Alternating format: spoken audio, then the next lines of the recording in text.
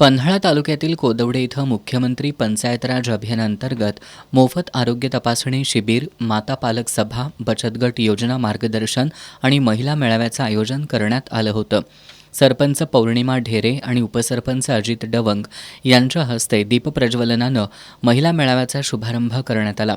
ग्रामपंचायत अधिकारी शुभांगी पाटील यांनी प्रास्ताविकातून महिलांसाठीच्या उपक्रमाच्या आयोजनाचा हेतू स्पष्ट करत महिला सबलीकरणाविषयी मार्गदर्शन केलं.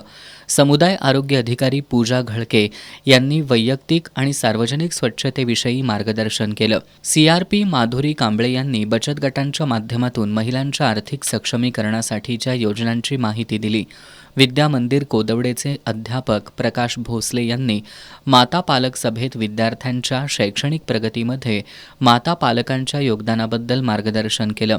मेळाव्याला उपस्थित आणि विवाह नोंदणी केलेल्या नवदाम्पत्यांना वृक्षरोपं भेट देऊन आनंददायी सहजीवनाच्या शुभेच्छा देण्यात आल्या.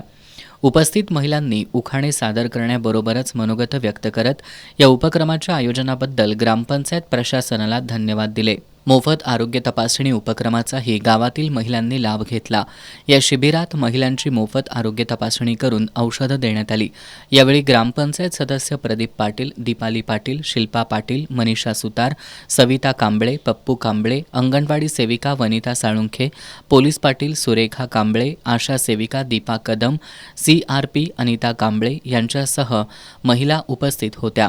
या संयुक्त कार्यक्रमाच्या यशस्वीतेसाठी उपसरपंच अजित डवंग, मुख्याध्यापक व्ही डी पाटील आणि संभाजी कांबळे यांनी परिश्रम घेतले.